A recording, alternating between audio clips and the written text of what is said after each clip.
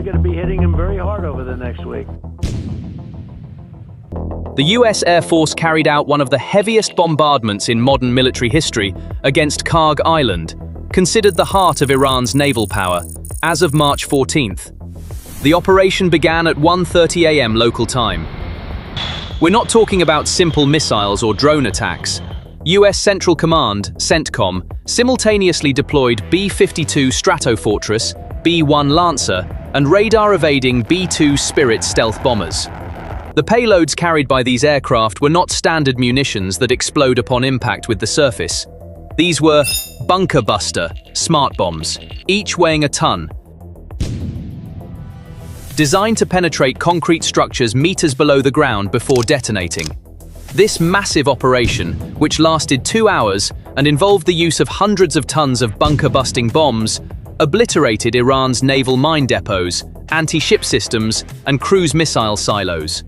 According to CENTCOM's official reports and confirmed intelligence data from the field, a total of 90 distinct military targets on the island were successfully destroyed. So, what do these 90 targets mean? The anti-ship batteries, cruise missile silos, sea mine depots, and most importantly, all command and control sensors that the Islamic Revolutionary Guard Corps of Iran had been stockpiling for years to threaten Gulf traffic. All of them were wiped out in a single night. In other words, the US didn't just strike a single base. The US blinded and deafened Iran's eyes and ears in the Persian Gulf. All early warning systems, radar networks, and naval operational capabilities on that island were paralyzed.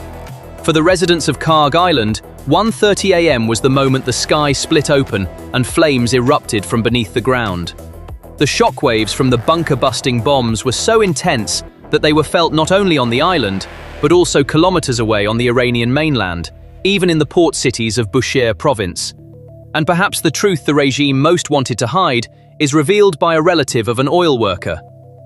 My brother works at an oil facility on Karg. As Trump said, the attacks targeted military areas. They struck the Islamic Revolutionary Guard Corps' naval pier. The oil and passenger terminals were left untouched. However, what we should really be paying attention to here is not just what was hit, but what was not hit. While the US military reduced the island's multi-billion-dollar military facilities to rubble, it didn't even scratch the oil and passenger terminals. This was no coincidence. This was a flawless trap set by Washington for Tehran.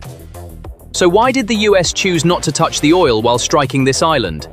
Because Karg Island is no ordinary military base.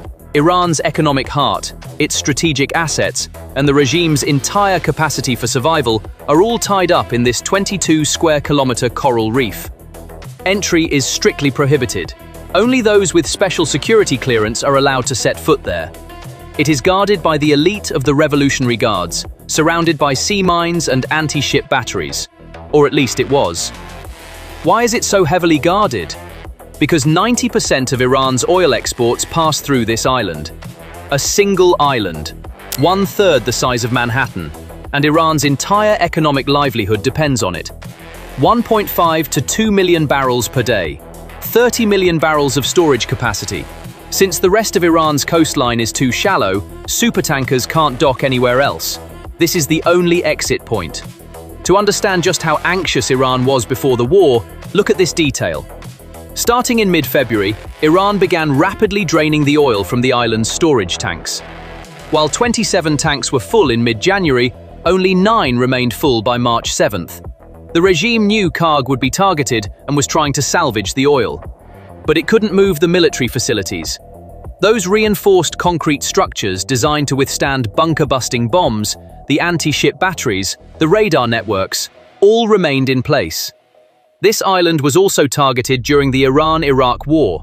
In the 1980s, Saddam Hussein bombed Karg repeatedly to cut off Iran's oil revenue. The facilities sustained heavy damage, but Iran repaired them time and again and kept up exports. Since that war, Tehran has heavily fortified Karg, with air defense systems, reinforced infrastructure, and underground storage facilities. Never again, they said. But on the night of March 14th, they saw how that never again crumbled overnight.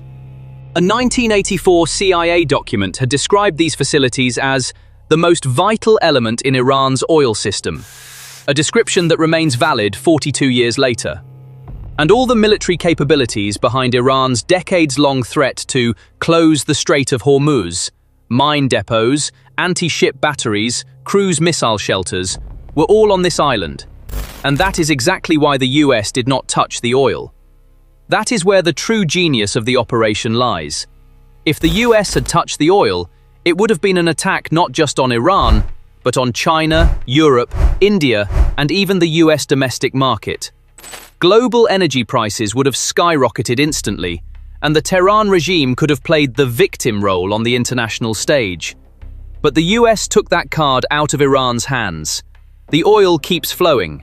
There is no energy crisis. There is only the reality of an Iran that cannot protect its own multi-billion-dollar military facilities, whose air defense systems were shattered without even a whisper of resistance against the B-2s, and which has technologically collapsed. This situation has shattered the regime's impregnable fortress myth in the very eyes of its own allies. That night, the oil workers on the island realized that what ensured their safety was not the Iranian military's air defense systems, but the US decision not to touch the oil. War came home. And when it came home, it turned out that the state's massive shield was actually nothing but a piece of paper. It was precisely at this point that the regime, unable to manage this internal debacle and lacking the power to mount a direct military response against the US, made one of the most dangerous panic moves in its history. The strong confront their rivals directly.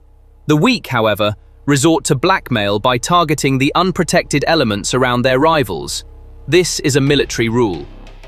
Just hours after Karg Island was reduced to ashes, that unprecedented ultimatum from the Iranian Revolutionary Guards was not a show of strength, but a cry of desperation. Iran issued an official threat directly targeting the United Arab Emirates. The Revolutionary Guards claimed that targeting all locations where US forces are present in UAE ports and cities is Iran's legal right. Furthermore, they issued a warning to UAE citizens to immediately evacuate ports, docks, and areas where US military personnel are stationed. They declared that US bases in the UAE are considered legitimate targets. So what does this mean? Iran is saying, I cannot retaliate against the planes that strike me or the bombs that blind me. Therefore, I will strike the nearest, wealthiest, and most vulnerable civilian economy within the range of my missiles, namely, the United Arab Emirates. This is a move that completely changes the concept of war. War has ceased to be a conflict between the American and Iranian militaries and has turned into a Gulf hostage crisis in which the infrastructure of third-party countries is being held hostage. This panicked reaction from Tehran is, in fact, an admission of its own weakness to the entire region. Consider this. On one side, there is the US, which refrains from even striking its own oil facilities and eliminates military targets with surgical precision. On the other side, there is an Iranian regime that, in the throes of the pain it has suffered, threatens to bomb civilian ports, commercial docks, and cities where civilians live. This move is the critical threshold that will completely isolate Iran in the eyes of its regional allies and neutral nations. US missiles struck Iran, but the domino is now toppling toward the ports of the United Arab Emirates. And this falling domino carries enough weight to crush not just the UAE, but the entire global system. Iran's evacuation ultimatum against the UAE is not a mere act of local bullying. It is a dagger plunged into the heart of the global shipping industry. Why? Because the US had deliberately averted that global crisis by implementing its economic and legal traps strategy on Karg Island without touching the oil. However, by targeting the UAE's civilian ports and docks, Iran is attempting to create that crisis, which America did not create, with its own hands. If Iran fires even a single missile at UAE ports or civilian cargo ships passing through the Gulf in this spiral of desperation, let's analyze the consequences step by step. First, global maritime insurance premiums will skyrocket instantly. No insurance company will insure ships docking at ports directly targeted by Iran at standard rates. Freight rates will double, meaning prices on store shelves from Europe to Asia will rise overnight. Second, with this move, Iran is also hurting its own allies. So, whose interests are most harmed by the destabilization of UAE ports and the Strait of Hormuz? China's and India's. China's massive energy supply chain and India's trade routes flow directly through the UAE and the Gulf. While Iran seeks to punish the US, it is actually holding Beijing's and New Delhi's economies hostage.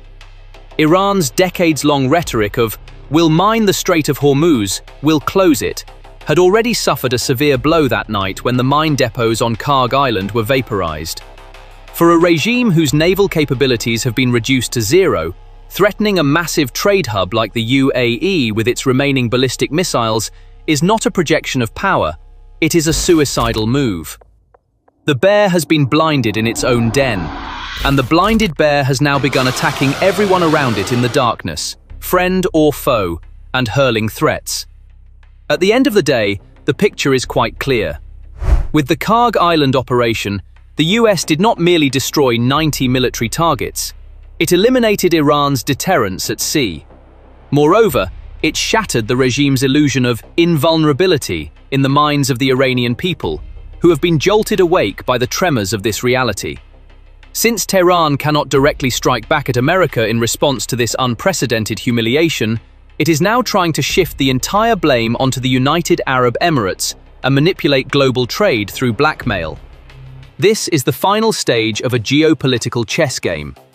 This hostage crisis, launched in the Gulf, will either lead to Iran's complete isolation in the region and its collapse under the storm of anger on its home front, or a single spark from UAE ports will set the entire global economy ablaze. The nature and objectives of the war have changed, and in this new war, the heaviest price will not be paid by soldiers on the front lines, but by civilians trembling in shelters and the trade routes held hostage. So, what are your thoughts on this matter? Please share your thoughts in the comments. To stay informed about PPR Global's exclusive analyses, please subscribe to our channel and don't forget to turn on notifications. Thank you for choosing us.